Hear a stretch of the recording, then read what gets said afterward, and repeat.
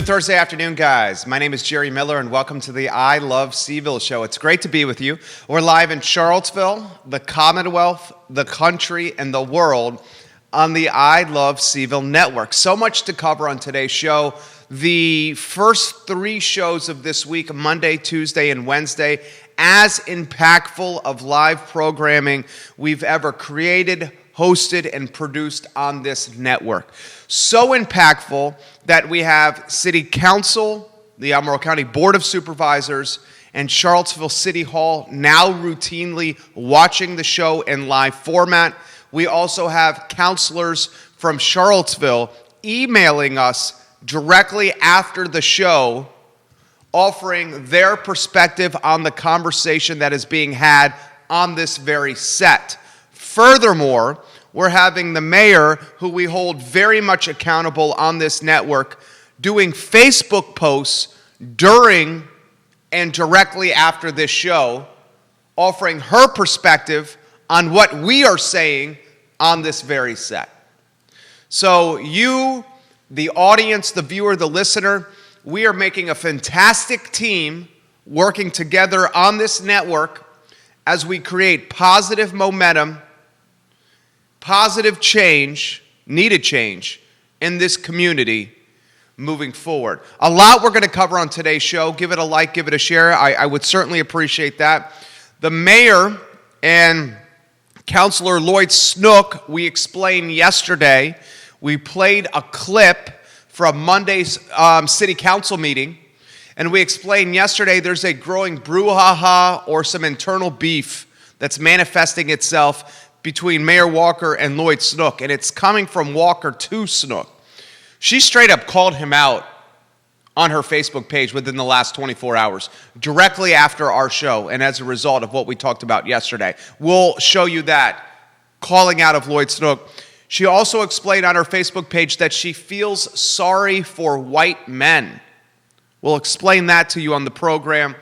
The Charlottesville City Council responded to us directly after yesterday's programming about cafes and City Hall's threat to repo or repossess cafes on the downtown mall if the restaurants don't pay their back rent for the cafes. I explained the trickle-over impact, the trickle-down impact of repoing cafes during a COVID landscape and how it could impact North Downtown, Belmont, the landlords, the condos and apartments right on and off the mall, and how it very much could negatively impact tax revenue moving forward. We'll continue that discussion today on the I Love CVille show. We'll talk schools in Albemarle County. Your kids returning to schools perhaps sooner than you think.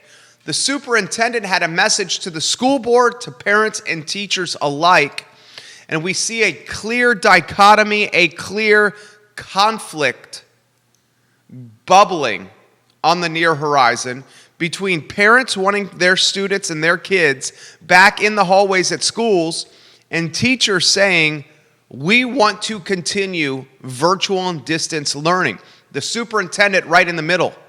We'll talk about that on the program today. We'll talk the future of movies.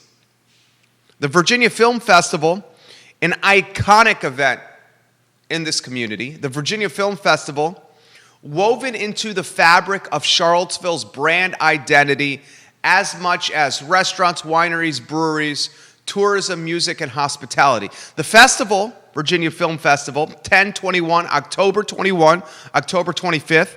Jody Kielbasa will join us on today's show to talk about, yes, the word of the year, pivoting, and how it applies to the film festival. He's the executive director, also the vice provost of the arts at the University of Virginia. We'll talk the future of movies. Regal, which is the second largest movie chain in the country, has said it's going to temporarily close its movie theaters. That impacts us in Stonefield.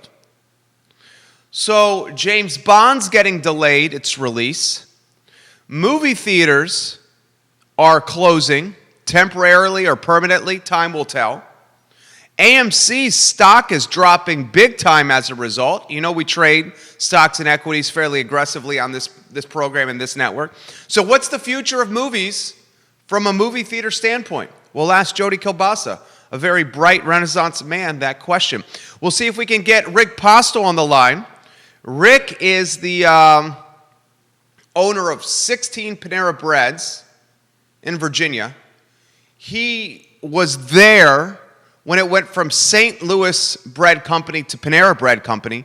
He was one of the first employees working alongside Dave Thomas, yes, that Dave Thomas of Wendy's fame, as it grew from 1 or 2 burger shacks or burger stands to the Wendy's as we know it today. He was also instrumental in the growth of Kentucky Fried Chicken, KFC.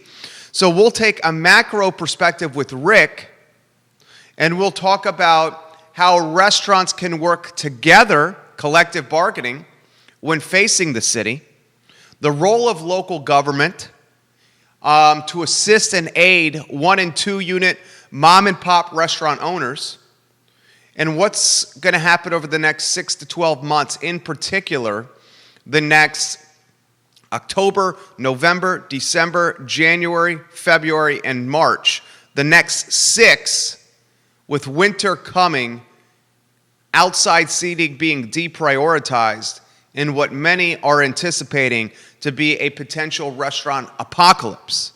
Give the show a like and a share on any of the Facebook pages you're watching: Instagram, LinkedIn, Twitter, Snapchat, TikTok, and YouTube.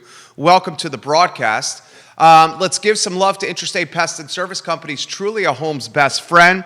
Interstate Pest and Service Companies, 4 generations of family behind this business. Honest, trustworthy, integrity, do things the right way. That's the Interstate way. Interstate Pest and Service Companies. Folks, a lot we're going to cover on today's show. The first topic, we identified this on yesterday's program. Immediately thereafter, Nakia Walker got on her Facebook, where she originates her ideas, starts her ideas. She's not talking to the media as much. She said that. She's going to do lives and put the content on her page. Let's get the screenshot up on screen. Judah Wickhauer, he's our fabulous director of the mayor and the growing brouhaha or beef with Lloyd Snook. So I'm going to read the copy from her post. Copy in advertising means the words. Judah, you have that on screen? This is the one that starts with our one former counselor. Thank you. One former counselor often did this to me, and one current counselor often does this to me, she says. They can't help it. I typically feel sorry for them and allow them to continue when they say, "I'm speaking. Don't interrupt me." I imagine that it must be difficult to feel so small that the only way that you can reconcile with your feeling, grammatical error there, is to be disrespectful to me. The former one aggravated me at a level that the current one has not reached yet. I do not think white men can help themselves. So the 2 men she's referring to are Mike Signer, who's got a checkered brand and a checkered resume in this city. And the current one is Lloyd Snook. Remember, Michael Payne, the other white man on council, was on Nakia Walker's Get Elected committee when she was running for office. So those 2 thick as thieves. So this is what I'm going to try to dissect and understand on this very program. She includes a screenshot from the potential vice president, and the feelings running through her body when someone is talking and then someone chooses to interrupt them, but the first person who is talking says, "I'm speaking, it's my turn to finish." From where I was raised, from where I come from, when one person is speaking, You let them finish their thought. You do not interrupt them. You do not interject. Certainly not in a council-type setting, city council-type setting. So if Councilor Snook is speaking and she chooses to interrupt his train of thought, is it not a legitimate response to say, I'm speaking, let me finish? From my standpoint, it is. From her standpoint, she says, I typically feel sorry for white men and allow them to continue. I imagine that it must be difficult to feel so small that the only way that you can reconcile with your feeling is to be disrespectful to me. So we identified yesterday the growing beef brouhaha intention. It now is manifesting itself to another degree when it's put on the internet, where it lasts forever in some form or fashion, and certainly on a social media Facebook page that's followed by thousands and thousands and thousands of people. Now being dissected and spotlighted on the I Love CVille show, which has the largest reach of any media platform in Charlottesville or Central Virginia. The comment of feeling sorry for white men,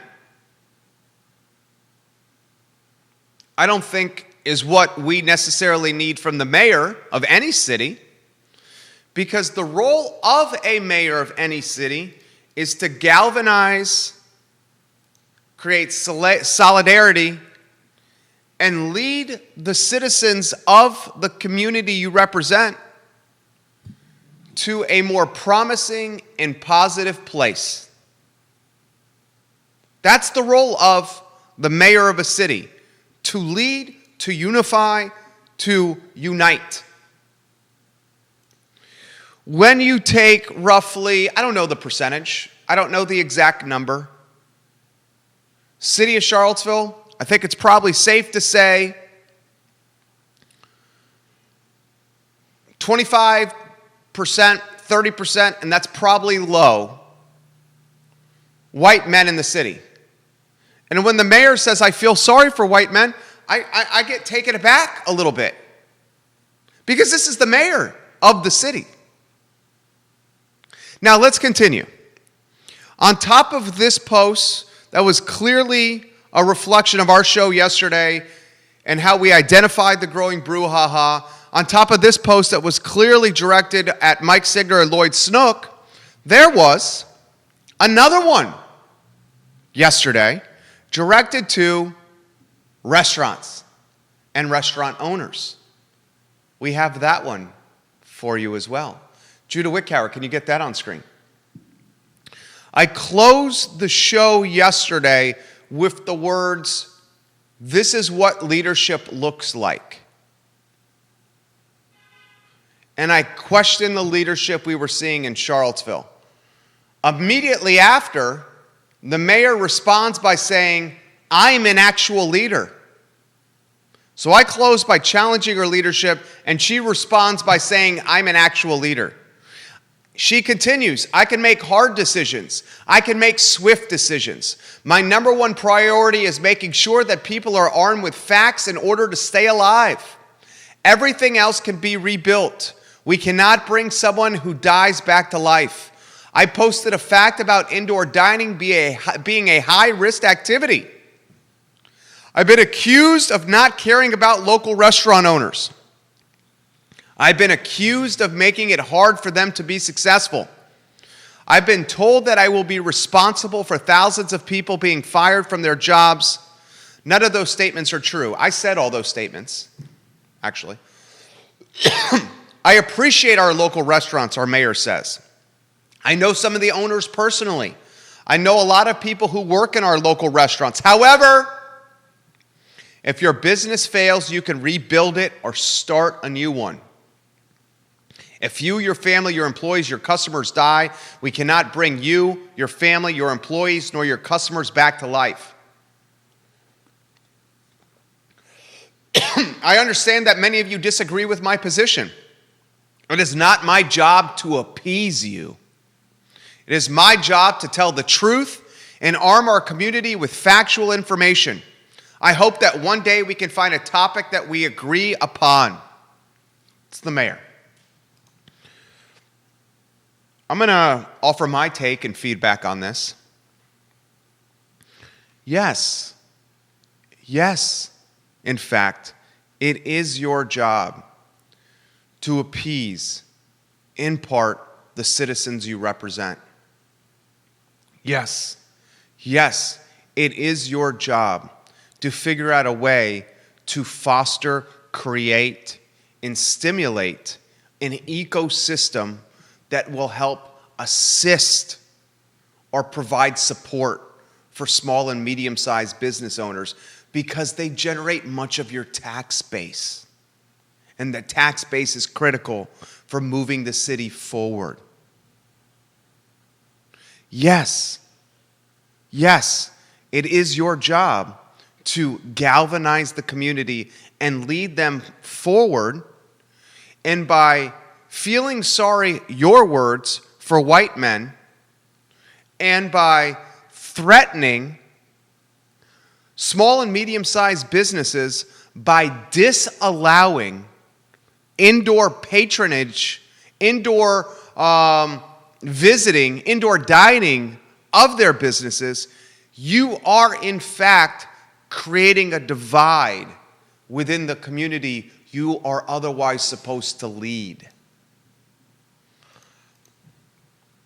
I'm not sure when the position of mayor became more of divide and then try to conquer after you've broken everybody up. When did that become the job description? That I ask of you. Is the job description instead not to be the champion of the community? There's a role for a mayor and there's a role for an activist. And right now, to the city's detriment, those lines and roles are blurred to the point where not even the person herself can distinguish the roles from one another. Agree or disagree? I'm just trying to shoot it straight from how I see it. Let's get the email from Councilor Lloyd Snook that came to us directly after yesterday's show.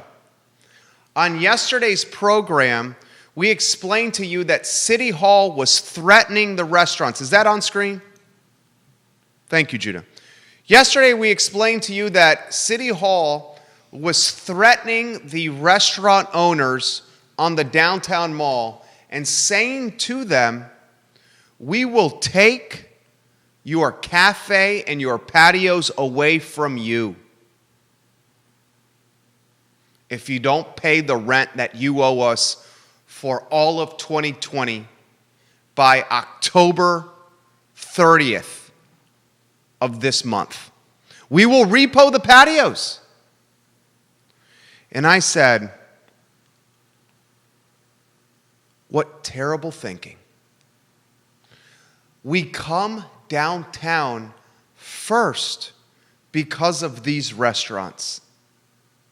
That energy, which is palpable,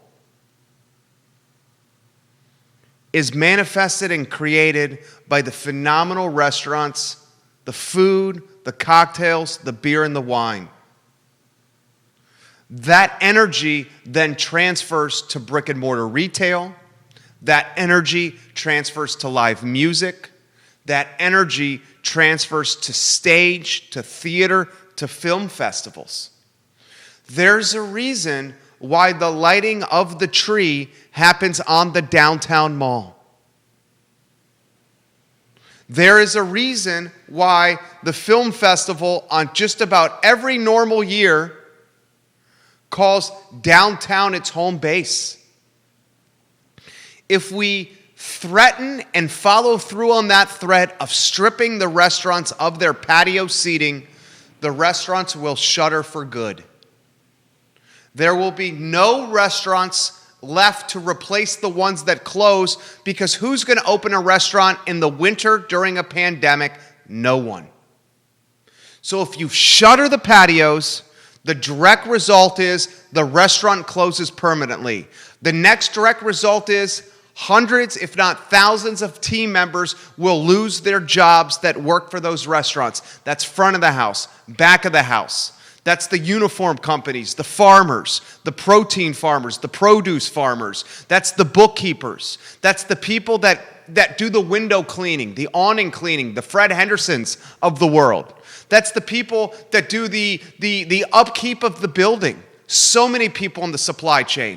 Take away the patios, the restaurants close. The restaurants close, hundreds, if not thousands, of people are without a job. That means the affordability of this community becomes worsened. You take away the restaurants, you have them closed down, there's less interest for people coming to the downtown mall. Less interest for people coming to the downtown mall.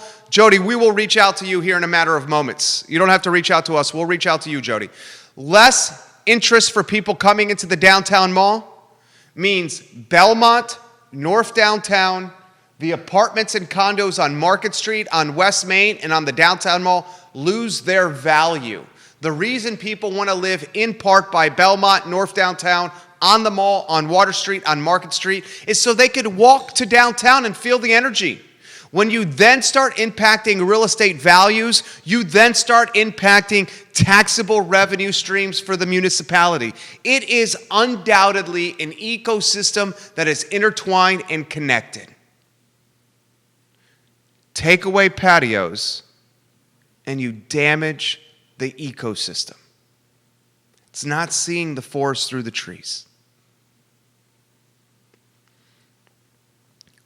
Put the letter back on screen, the email back on screen from Counselor Snook, please.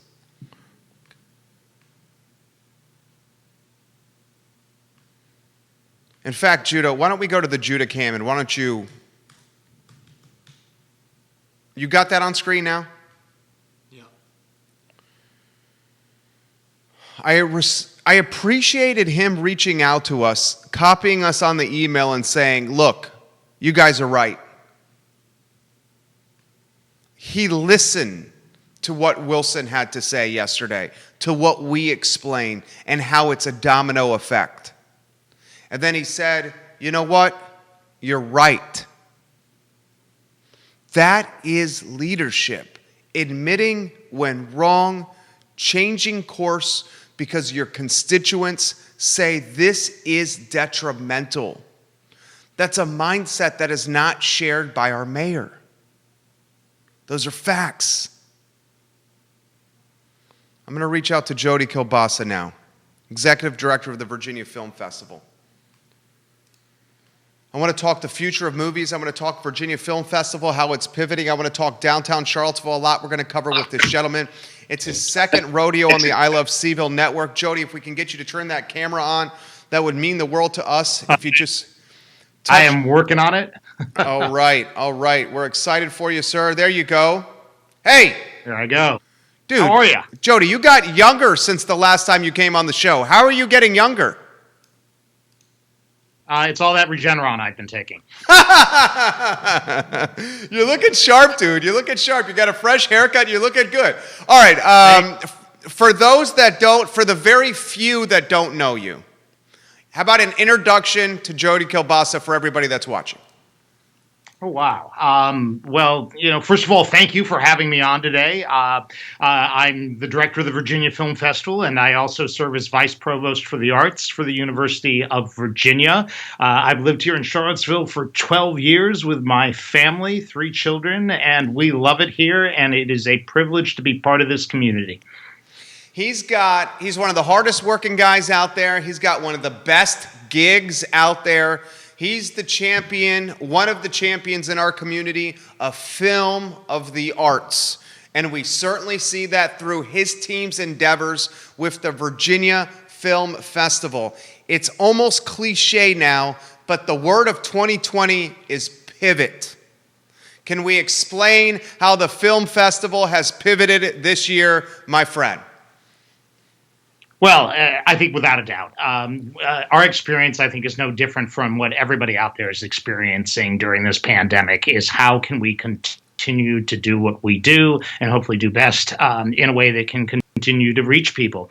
As a team, we sat down with the staff when this first happened, and obviously our hopes that we would still be able to present a festival in person with people in theaters. And as it became painfully clear that that was not going to happen, we did pivot. And we watched some other festivals that moved to a virtual program going online, and we looked at those carefully and thought, well, what can we do that's virtual, but also still engage our community, bring people together on some level? What can we do better, perhaps, virtually that we never thought of before? And how can we mitigate what's been lost as well? And so, as a team, we worked with the staff. We've got this platform, Inventive, and we have 3 tracks for this year's Virginia Film Festival. One of the tracks encompasses 2 parts, and that's a virtual film festival where we're going to be screening about 50 plus films online. But we'll also have a series of really extraordinary guest artists holding conversations, virtual conversations as well. And we'll get to that in a little bit when we go through the program. But that's one thing we pivoted to. The other thing was, how can we continue to do one of the things that I think we've done best over the years, which is bring our community together in a shared experience. And so, I went to the Goochland Drive-In movie this summer with my family. First time I brought the kids to that experience.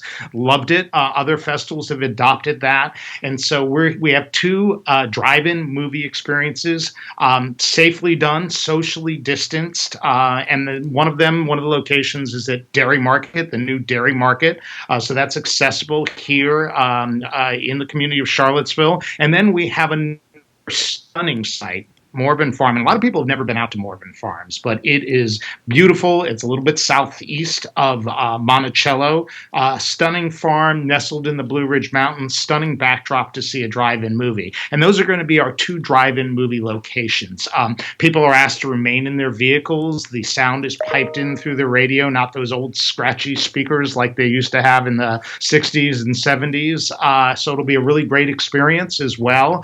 And the drive-in movies that we're screening are not going to be offered virtually. And that's been part of this pivot, Jerry. There are a lot of restrictions placed on us locally, city and county COVID-19 regulations in terms of how we could present the drive-in movies, but also by the distributors and studios, because they still have to create a revenue stream for their product out there. So there's going to be restrictions on the number of unlocks, sometimes restrictions on when we can screen during the 5 days of the festival, that type of thing. So that's how we pivoted. We've got a great lineup. Much of the festival will look and feel the same in terms of the program. Great features, documentaries, short film packages, compelling conversations with filmmakers after the screenings, and then these special guest artists that we were able to bring in, which is really phenomenal. So much I want to cover with you. I want to talk about kind of the state of the union of the industry. We'll table that for a second. I'm going to highlight the folks that are watching. We have people in Naples, Florida, Albuquerque, New Mexico, people outside Philadelphia, outside Nashville. I see Madison, Wisconsin on the stream. I'm being told in my earpiece 9 states watching the show as we're communicating now. Was there any conversation had at all about skipping a year with the festival? Well, certainly it's something that we talked about for, I think, about a nanosecond. And, who would be able to pull off a virtual festival? I mean, early pandemic, I'm going all the way back to March and April, we had no idea. We started doing a series of live virtual events on Zoom, conversations with filmmakers as sort of a test run for us in the late spring, and that was fairly successful. And then as we saw other festivals do that, we thought, well, we can take the very best of them in some areas if we're fortunate and improve upon it. It's been a learning experience for our staff. My hat is off to them for the dedication and the passion because they're members of this community, and they know that not holding a festival this year would have created a tremendous gap. I think people, when we announced we were going to do the virtual festival, I got a tremendous response from patrons and supporters that said, oh, thank goodness you're doing that. We need this. We want this. And we're hats off to you for creating a safe environment for us to be able to still consume these films, be exposed to them, have some of the conversations that they've experienced before, and enjoy a festival. Excellent. I echo those sentiments. As someone who loves downtown and loves Charlottesville, I mentioned to start the program, the film festival is woven into the identity and the fabric of this community. So continuing its legacy and not skipping a year, we were all delighted to see that. How about from a programming standpoint? You have so many amazing movies. I mean, you guys are like straight up rock stars when you get these movies here. What are some that Jody really are like, and I, just because you're naming a few doesn't mean you're forgetting about the others. But if there's a few for Jody Kielbasa, the movie buff, that jumps out to you that you cannot wait to see, what are they? Well, sure. I mean, I'm going to highlight our opening night film, our official opening night, our centerpiece film, and our closing night film. These are all at the drive-in movies, but they were extraordinary gets for us. And I've got to say, it's highly competitive right now to get these films. The studios are holding on to them because they're not sure yet of their theatrical release. They may not yet have identified how and when they're going to release them and how to protect their revenue stream, as you can well imagine out there. So for us to open the festival with Regina King's directorial debut, Academy Award-winning, Emmy Award-winning actress who now has shifted into the director's chair of One Night in Miami. This is based on a play about a fictionalized meeting between Cassius Clay, then Cassius Clay, just before he becomes Muhammad Ali, on the night that he upsets Sonny Liston in Miami. And he calls together Malcolm X, his buddies Malcolm X, legendary running back, NFL running back Jim Brown, and the legendary singer Sam Cooke to celebrate that win. And they meet up in a hotel and then afterwards in a bar. And they're talking about issues of leadership that they're confronted with as they are essentially highly influential black men at the beginning of the civil rights era and the roles that they need to take on. So it's a really, really interesting take on this. It stars Leslie Odom Jr. and Aldous Hodge. And one of our conversations is bringing back, at least virtually, Leslie Odom Jr., who, of course, was a major part of UVA's bicentennial celebration on the lawn 3 years ago, and then revisited a year and a half for a moderated conversation with Jim Ryan as the UVA President's Speaker for the Arts that was held in John Paul Jones Arena. And, you know, interestingly enough about Leslie, when he performed at UVA's bicentennial, part of that program that evening was a response to what happened here in Charlottesville and at the University of Virginia, the tragic events of August 11th and 12th. And he was just finishing up a book that he had written. And a couple months later, I wandered into Barnes & Noble, and I picked up the book and was thumbing through it, and I happened to glance at the last chapter, and he had devoted the final chapter of 4 pages to his experience at UVA and here in Charlottesville during that evening, and complimented our community for the remarkable response to those events and how we had come together as a community to overcome those tragic events. So that was a lovely testimony to this community, and to bring Leslie back for a conversation I think is deeply meaningful. Our centerpiece film stars Kate Winslet and Saoirse Ronan, 2 remarkable actresses. It's called Ammonite, and it's based on a story about a 19th century British paleontologist played by Winslet who becomes involved in a love affair with a character that Saoirse Ronan plays. Beautiful film, a powerful performance by both of them. And our closing night film I saw virtually at this year's Toronto International Film Festival. That's Nomadland, and it stars Frances McDormand as a woman whose husband has just died. She's lost her job. She's had to give up her home, and she packs her belongings in a van and essentially becomes a nomad through the Great West. It's a powerful film that really looks at this particular moment in time. Beautiful performance by Frances McDormand, and it went on to win the audience favorite at this year's Toronto International Film Festival. And you know what the runner-up was? What? One Night in Miami. No way! Both of those films. Yeah. So we're excited about that. These are important films for our time to include in the festival. But I will share that the virtual lineup is really quite extraordinary. There are incredible documentaries. Our normal. We have a documentary that's been out, but some really fascinating discussions. All in the fight for democracy. It's Stacey Abrams' voters registration documentary. We've got really quirky independent films. Great. International cinema as well, great short packages, and our conversations, the virtual conversations, are really quite extraordinary. My very first year at the Virginia Film Festival, Annette Bening had signed up to come in, and unfortunately, at the last minute, had a conflict and could not join us. And this year, we have her for a virtual conversation that's moderated by Turner Classic Movies host Ben Mekowitz. She's just such a brilliant actress, and this is a great conversation. One of the great icons of film history, Sarah Connor, of course, Linda Hamilton, will be on hand for a conversation.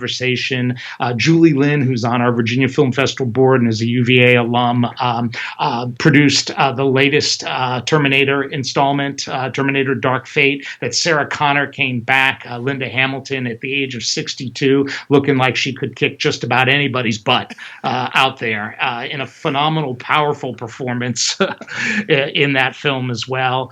We're bringing back Ethan Hawke, who was at the festival last year.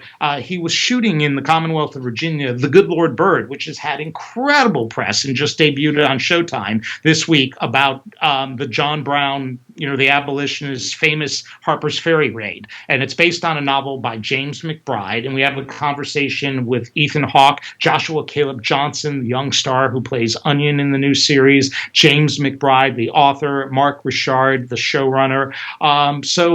Just incredible conversations. We've got Pete Souza, President Obama's White House photographer, who stars in a new documentary in a conversation as well, and the legendary NPR talk show host Diane Rehm with a film called When My Time Comes, about her husband choosing to have an assisted death as well, and exploring that subject matter. Incredible conversations throughout the festival. You're going to love this comment that just came in. This is from Thomas Britton, and he's watching in McLean, Virginia. He says, Jerry, I love the programming you create here. As you know, I'm a UVA graduate and watch your shows and your network to get a feel for Charlottesville, where we want to move back to once we get out of this rat race. And he closes, this is for you, Jody. He closes, I love your guest's passion. I think this guy deserves his own show on your network as well. I could listen to him talk about movies all day, every day. And I agree with that. How about this as a segue into a macro topic, maybe your state of the union of the industry in totality. We talked earlier this week about Regal and closing its theaters temporarily. Yeah. That's going to impact us here in Stonefield. We all love going to the movie. I mean, Jody, I think we all are getting nostalgic and just straight up miss doing the stuff like going on a date, whether your husband, your wife, with your kids, your family, getting an overpriced box of popcorn, getting those super big sodas, sitting on a chair and for 2.5 hours, having an escape from our life. We miss that here. What is your state of the union here of the industry in totality? So, 100%. That's one of the reasons why we did the drive-in movie experience. I wish it could go larger. We have restrictions. We've got 75 vehicles allowed at Dairy Market, about 105 vehicles out at Morven. I wish we could have gone much bigger, but we have obviously COVID-19 restraints in place, and there's a limit to what we could do. But obviously it's a very difficult time for the film industry, and particularly for the movie theater industry. The film industry is pivoting to online platforms. This is actually a pretty dynamic and robust time for Amazon and for Netflix and Hulu and Apple. They need content, and they're sharing that content broadly. And people very often are stuck at home, and what are they doing? They're consuming that content. So it's not a terrible time necessarily for the film industry, but the movie theater industry is clearly suffering. Obviously, we've seen the Violet Crown closed. It's the Paramount Theater that has is our community hub and theater, and where we do our biggest screenings during the festival is trying to screen movies as well, but they're hindered by the number of people that they can bring into that. And Regal is shutting down nationwide. I agree with you 100% that when we are able to convene again safely, that this is going to come back. I think that there's something unique and special about a shared experience where you start laughing and there's a wave of laughter that comes over the entire theater, which makes you laugh even more. It frees you up to laugh. And that popcorn and the soda and going out with a date or your family for that new release that's coming out that you've been anticipating, that's not going to go away. I think that we have heard the death knell of movie theaters and going to the theaters for a long time with the advent of iPhones and laptops and being able to consume it that way. I think people crave that. But it's going to be a while till it comes back. And, there's going to be disruption in the industry. There already is tremendous disruption in the industry. But there is disruption in every industry right now. And some of it will go away and some will obviously return. And so it may be a little different when it comes back, but I think people are going to want to get together. And I think that was the hallmark of the Virginia Film Festival, was people going to the movies, the excitement of waiting in the line, the conversations, the buzz that is happened afterwards, the conversations in the coffee shops, in the bars, in the restaurants. I'm going to miss that. But you can recreate that experience at home with your family or people that you are sort of cocooned with, as it may be, that you feel safe around, and hopefully at our drive-in movie experience as well this year. Jody, you are the man. Seriously, you're just a breeze to interview. We're lucky to have you in this community. We're grateful for your team's hard work. We can't wait to support you. And I'm so grateful for these 18, 19 minutes we spent together. Thank you for joining us. Thank you, Jerry. It's always a pleasure. Thank you for what you do and bring to Charlottesville. And I'm just grateful, and it's a privilege to be part of this community. So, think kindly on us this year as you experience the festival. I hope we don't experience any glitches, but we're doing the very best we can. So wish us luck, and we'll see you at the movies. Sounds good, Jody. You have a good one. All right. Thank you. All right. Jody Kielbasa, guys. The festival on the very near horizon, October 21, October 25th. Rick, I'm going to go to you here in a matter of moments. In fact, I'm going to send you a message, 1 minute, and we will go to you. I'm happy it continued. I'm really happy it continued. I see the film festival and the festival of the book. And now, frankly, the Tom Tom Festival is getting into that. We need these events that drive not only Charlottesvillians and Central Virginians to downtown, but folks from outside the community to see how beautiful our community is. It's critically important for spreading the good word and the good cheer that is Charlottesville. And I emphasize this often on the show. You may live in Louisa, Orange, Nelson, Greene, Albemarle, whatever it may be, Fluvanna. Your counties go as Charlottesville goes. We're intertwined and connected. I'm going to reach out now, Judah Wickhauer, to Rick. Excited to welcome him to the program. A lot I want to cover with Rick. I'm Skyping him now. So this gentleman was one of the first hires and literally worked alongside Dave Thomas at Wendy's. Built that brand, built Panera, helped build KFC. We have him on the line, Judah. If we can get you. Oh, there we go. Rick, we made this work. I love this. Can you hear me? Ooh, we got you frozen. I can see you, Rick. Can you see me? You're frozen a little bit. You still there? Let me try calling you back, Rick. I'm going to try giving him a call back. Judah, do you have the on-screen graphic? I've got it ready. Okay, fantastic. We may need to use that. I'm going to reach out one more time to Rick, and I want to talk restaurants. I want to talk what we need to do to make it through winter with restaurants. I want to talk what we should expect from local government to help and support these guys. A lot we need to cover on today's show with him. Let's see here. I think we're at this point, guys, with the city in particular, and we got you on the line here. Good, I'm excited. Rick, we got you. Hey, thank you for joining us. We made it work. So much I want to cover with you, Rick. So I gave an insight into your background. You got restaurants in your blood. Whether it's Panera, whether it's Wendy's, whether it's KFC, it's in your blood here. Let's talk from a local standpoint. I know you and your wife and your daughter have been watching some of the content and programming we've been doing this week. Anywhere you want to go, let's start open-ended. We have winter coming. We have small 1 and 2 unit owners saying, we're not sure how we're going to survive here. On top of that, we have local government threatening to take away cafe space if back rent on cafes are not paid.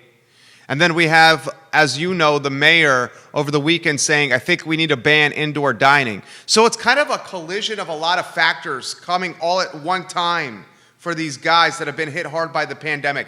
Anywhere you want to go on any of these topics, the show is yours, Rick. Yeah, great. Thank you. Okay. Well, let me just give a local aspects. I know I think, talked earlier about some of the career things that I've all of our business. That's my wife and our daughter and son who runs the business day to day now, Adam Jackson. We have 16 Panera Breads in western part of Virginia, and a couple up in the Panhandle, West Virginia. We have 6 here in Central Virginia, 3 in the Charlottesville. Man, you're going in and out here, Rick. We're losing you. We're losing you on the connection. Man, I really wanted to hear what he had to say. What do you think, Judy? Should we try it again? The connection's a little tough, right? It looks like they're either really far from... Yeah, they're far from the router. It was a little spotty right there. We'll see if we can get you on, maybe Rick, tomorrow on the show or another day, because I really want to get his take and perspective on what's happening. Guys, and you see it. You wake up, you get up in the morning, you see it's chilly. Evening, you see it's getting colder. We have regulations in the city in particular that are more strict than what the governor is asking for the Commonwealth. So 5 counselors and 6 board of supervisors have created a more strict environment for small and medium-sized business and commerce than what Governor Ralph Northam is asking of the Commonwealth in totality. Okay, and regardless of where you stand with that, we elected them, and that is their right as elected officials to choose to move us into a hybrid phase, call it 2.5 verse 3. Okay? Now, what I find concerning is the additional factors or the additional wrenches that are being thrown at these restaurants. For example, we openly, and she has openly said that I'm going to originate my ideas and views on my social. And the mayor has said we should consider disallowing indoor dining. That happened on Sunday. Then City Hall says we are going to potentially take your cafe spaces away from you if you don't pay the rent on your cafes for January through October by the end of this month. On top of that, you compound matters with the cold, chilly months on the horizon, and you compound matters with Albemarle offering grant money for tents and heaters to restaurants, wineries, and breweries where the city has done nothing.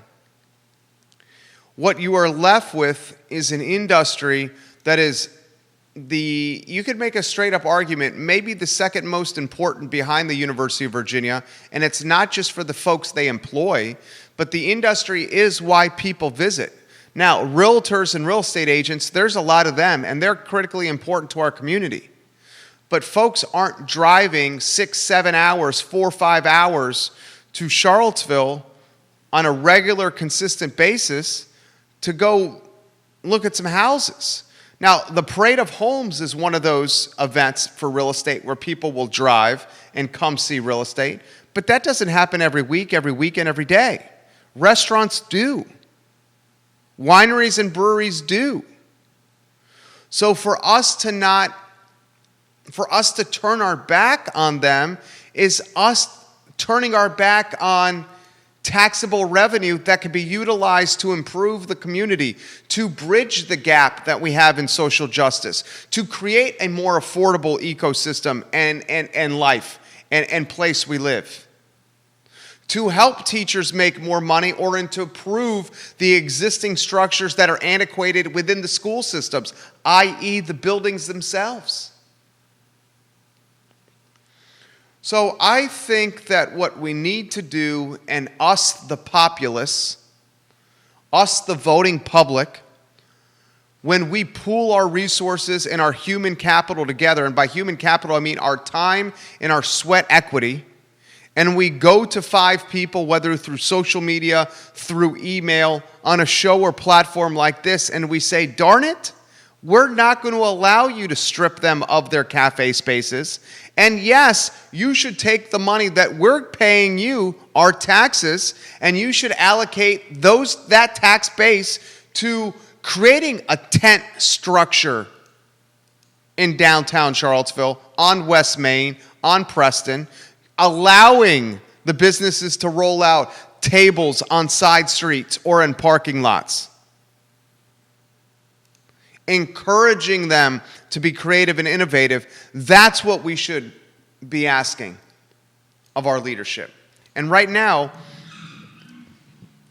don't see that necessarily happening. I think we may be seeing a tide changing, and why that tide could be changing, why I see that changing, is Councilor Snook is actively engaging with us, the association, with downtown.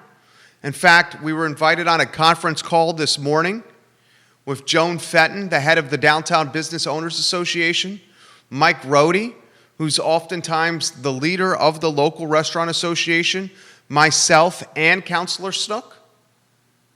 So when the engagement is happening, and it's happening at a much more tangible and obvious clip, I hope it then can spread through the other 4 people on the dais.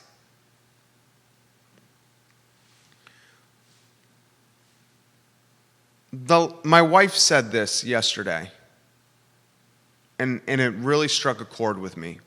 She said, Jerry, I'm nervous that when we come out of this, we're not going to have our favorite places to go to anymore. That we're going to be left with finding new places and starting from scratch from one of our hobbies and passions, which is going out and supporting local restaurants and being, it's cliche, but foodies. And that's what one of our hobbies are. You know, I love to play sports. I love to play racket sports. That's one of my hobbies. One of the things we do together as a unit, as a husband and wife, as parents, is we go to various restaurants and try many different items on the menu and talk with the proprietors and the chefs and the restaurant owners. For example, do you still have the photos from El Marachi, Judah? Yep. Let's get those on screen. Johnny Ornalis the gentleman who owns the Guadalajara and JPA, his family behind the Guadalajara brand in Charlottesville. Johnny and his brother are opening a new brand called Albemarle. And on Tuesday, my wife, my son, and I were invited to the pre-opening, the meal, the dinner service right before the grand opening. And that was on Tuesday night. Handful of people there. We were sitting outside on the patio. It's the new restaurant on Zion's Crossroads. It was amazing. The food was as fresh as you can find. The place is ginormous. The service was fantastic. And I had maybe a 10-minute conversation with Johnny, who was wearing gloves and a mask and social distancing and staying 6 feet apart, and so was his staff. I was thoroughly impressed. Just like I'm thoroughly impressed with what Wilson Ritchie is doing at the Whiskey Jar. He has his live music set up on the sliding glass doors, and we're able to post up on the downtown mall and listen to live music. Right? We're going above and beyond just to survive. And you would think with an industry and a category that's so important to the survival of our city, it would be at least supported. Perhaps even more, given significant grant money to survive. Instead, it's almost being made out to be like a super spreader devil by the mayor. Literally, multiple posts on this week alone, in regards to this industry, and none of it positive. At best, you can call the statements critical. At worst, you can call them kicking a dog when it's down.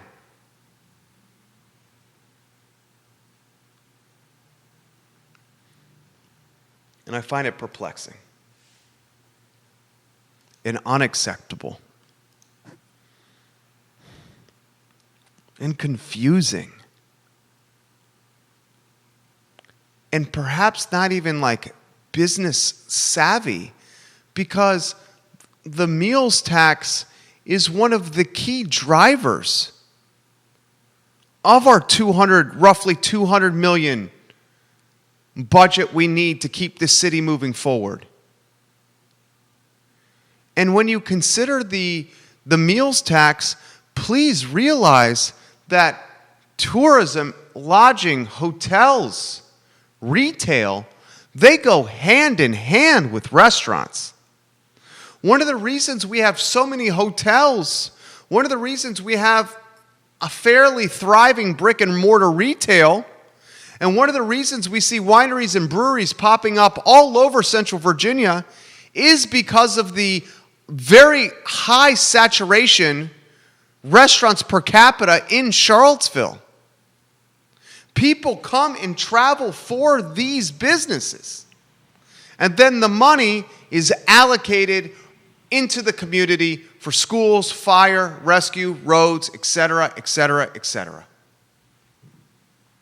We shouldn't kick a dog when it's down. We should nurse the dog back to health. And as the dog gets healthy again and starts to run and sprint, then we can reap the benefits. And the benefits are money for the municipality through the sweat and hard work of the owners of these 1 and 2 unit locations. That's as clear as day to me.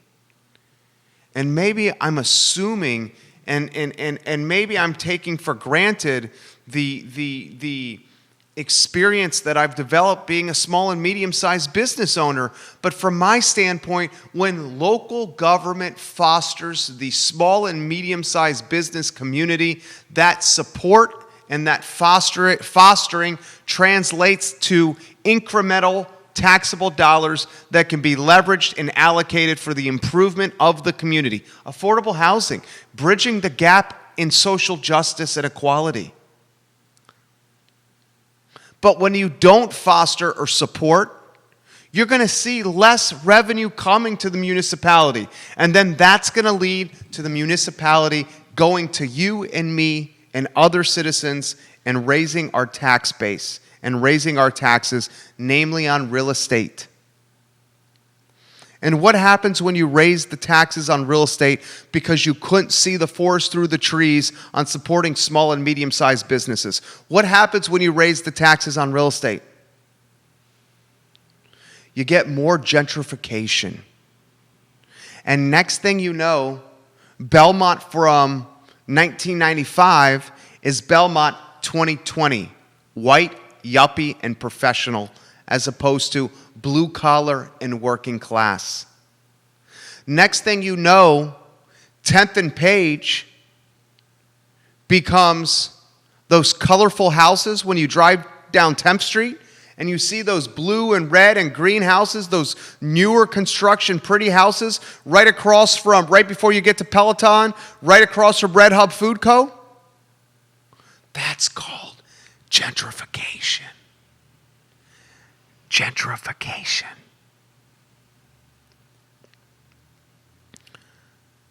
And I genuinely say this from a good place.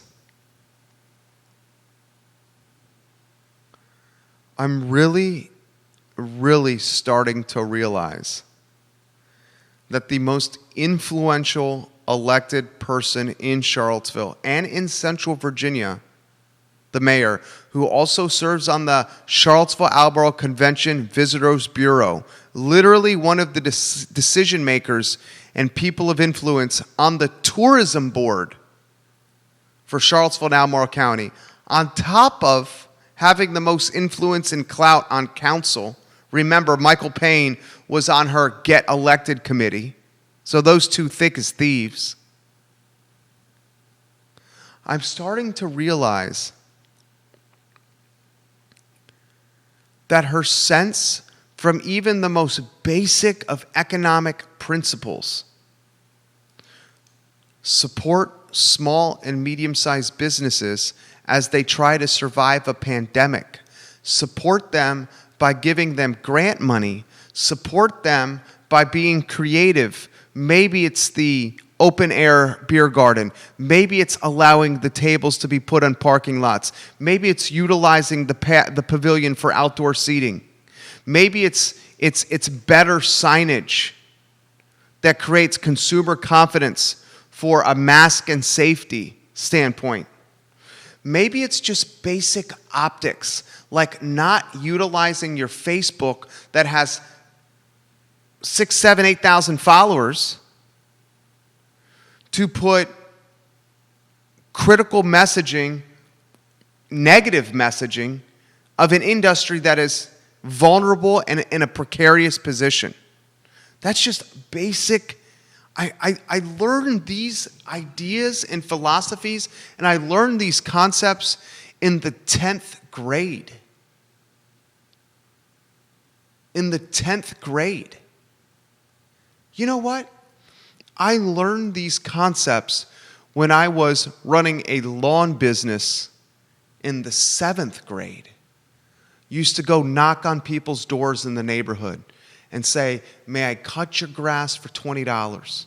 I then had my brother and a couple of his buddies who would cut the grass while I went around knocking on doors securing the business in 7th grade.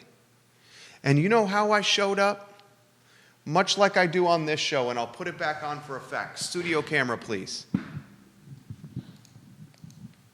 I showed up as a stranger knocking on people's doors in 7th grade.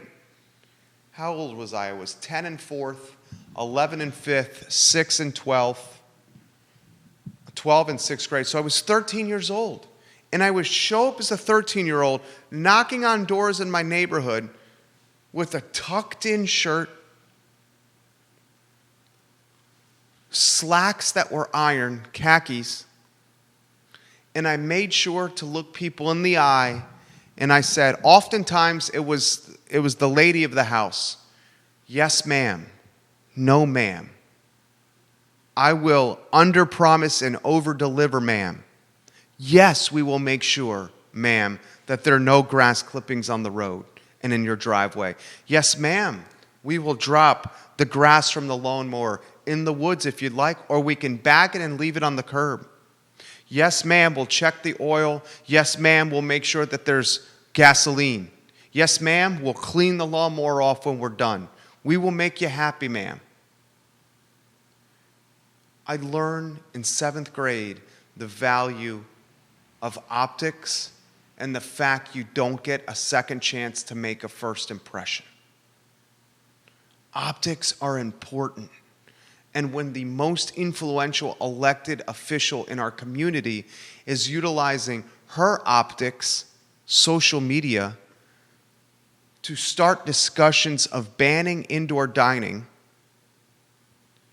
to start discussions of why she feels sorry for white men, that literally just happened, and to throw shade at one of 5 people on council, that is called bad optics.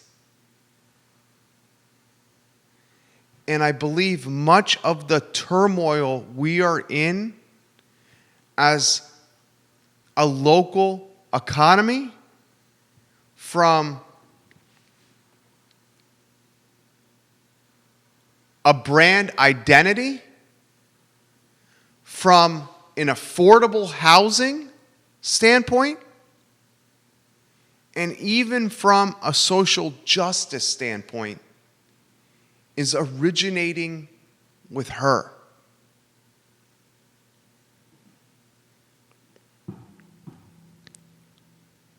And it's time we speak up.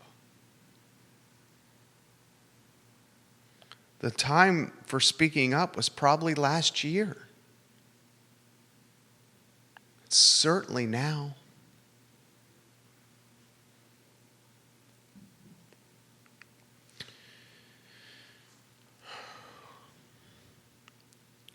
Because if we don't, we're going to be left with a community that we have a hard time identifying with. And how I identify with Charlottesville, among other things, but certainly specifically, is the wineries, the breweries, the restaurants, and the vibrant and dynamic ecosystem of small and medium-sized businesses, when pooled and galvanized together, make it a tourist destination of tremendous proportions. It's why the USA Today, Huffington Post, and so many media outlets called this town the best place to live in America year in and year out. I'm going to ask you a question before I close this show.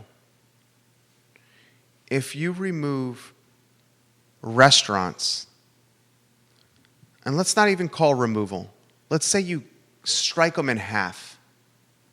You take half the restaurants and you eradicate them. You destroy them.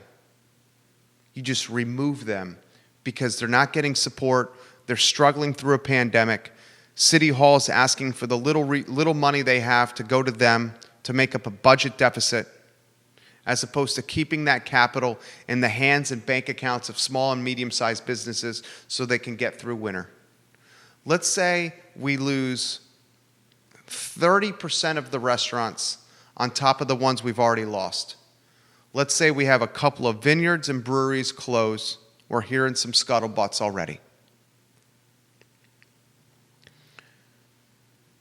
Do you think that we'll ever get best place to live?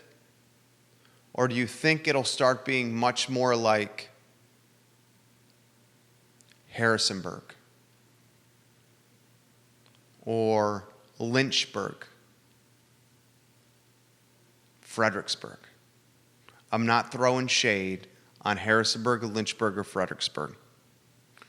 But I can safely say that Harrisonburg, Lynchburg, and Fredericksburg don't have the depth that we have from a beer, wine, and food standpoint. And that is why people come here. That's why the hotels are full. That's why the transportation and limousine companies are vibrant and successful. That's why the Travis Wilburns of the world with Stay Charlottesville have become travel and hospitality entrepreneurs and have had so much success. The Bill Chapmans of the world with the Oakhurst Inn.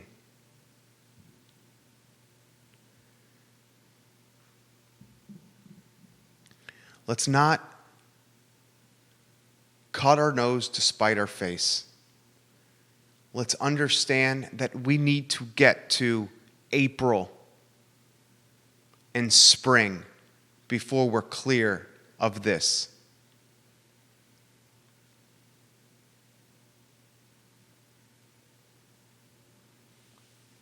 Let's understand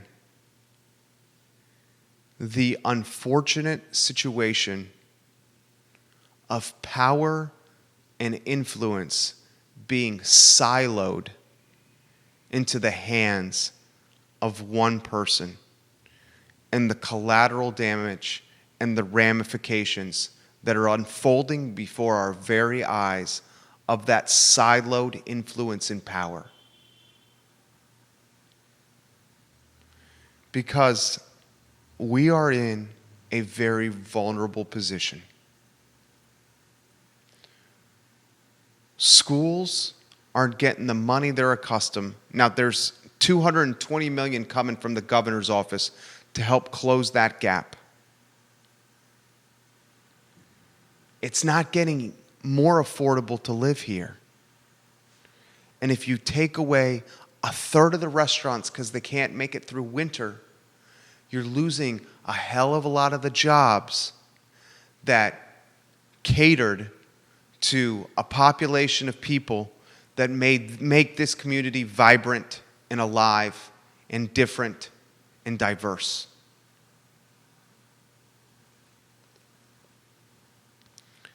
It's time we all speak up